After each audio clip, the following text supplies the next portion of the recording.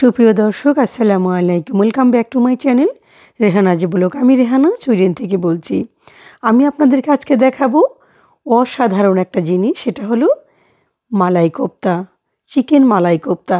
এটা আপনারা খুব এটা আপনারা পোলাওর সাথে খেতে পারবেন, ভাতের সাথে, রুটির সাথে, পরোটার সাথে, বিয়েতে পারবেন রান্না করতে, নতুন জামাইকে দিতে পারবেন, ঈদ কোরবানি সব কিছুর জন্য।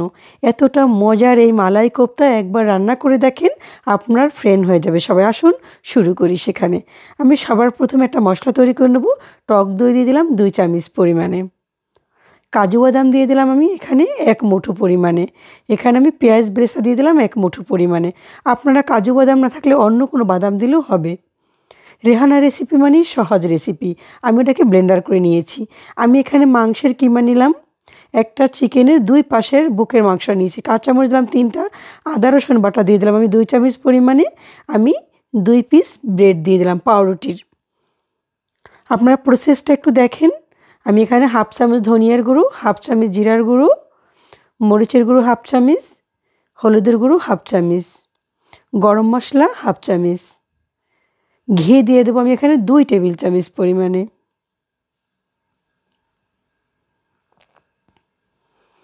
আমি এখানে ভেষণ নিয়েছি, দেব 2 চামচ, কিন্তু এই ভেষণটা একটু ভেজে নেবেন।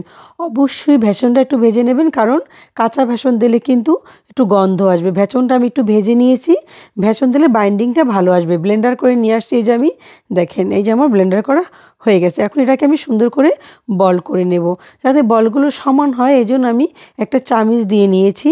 এখন কিন্তু নরম দেখা যায়, কিন্তু এটা যখন আপনি দিবেন একদম কিন্তু এটা একদম শক্ত হয়ে যাবে এই বলটা। এভাবে করে সবগুলো গোল গোল করে আমি বল করে নিব। এই যে আমার হয়ে গেছে সব বলগুলো করা। কত সহজ দেখেন। আমি এখানে 1 টেবিল চামচ পরিমাণে সাদা তেল দিলাম এবং 1 টেবিল চামচ পরিমাণ আমি ঘি দিলাম।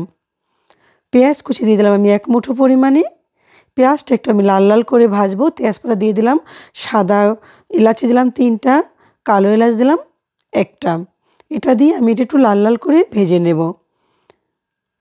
ফেনা উঠে গেছে, কারণ ওই যে এলাচিটা আমি কালো এলাচটার জন্য হয়েছে। আদা রসুন বাটা দিয়ে দিলাম আমি এখানে 1 চামচ, হলুদের গুঁড়ো 1/2 চামচ, মরিচের গুঁড়ো 1/2 চামচ, ধনিয়ার গুঁড়ো 1/2 চামচ, এবং ওই যে মশলাটা আমি ব্লেন্ডার করে রেখেছিলাম বাদাম এবং টক দই, সেটা আমি দিয়ে দিলাম। ওখানে লবণ দিয়ে দিলাম পরিমাণ মতন।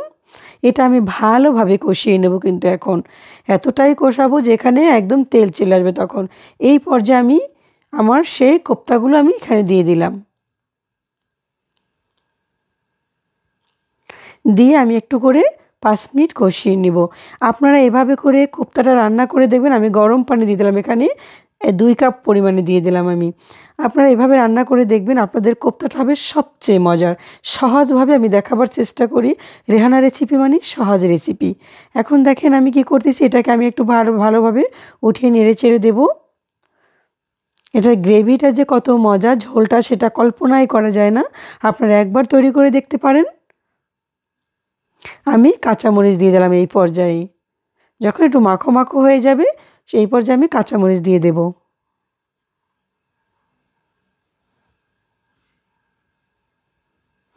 আমি এখানে দিয়ে দিলাম ক্রিম, দুধ ক্রিম। এটা হলো কি, সর বেটে নিয়েছি আমি দুধের। আপনারা এটা দিয়ে দেবেন। না থাকলে যদি আপনার ক্রিম দুধ থাকে সেটাও দেওয়া যাবে। এটা দিয়ে দেবো আমি এখন।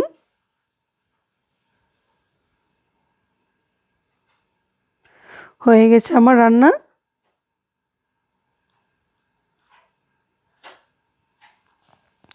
আমি নামাবার আগে একটু ভাজা জিরার গুঁড়ো দিয়ে দিলাম। এভাবে রান্না করে দেখেন, আপনাদের কোপ্তাটাও হবে অসাধারণ। যদি ভালো লেগে থাকে লাইক কমেন্ট শেয়ার করবেন, অবশ্যই চ্যানেলটা সাবস্ক্রাইব করবেন। আবার দেখা হবে অন্য কোনো এপিসোডে সুন্দর কোনো রেসিপি নিয়ে। ভালো থাকেন আপনারা। আল্লাহ হাফেজ। আসসালামু আলাইকুম।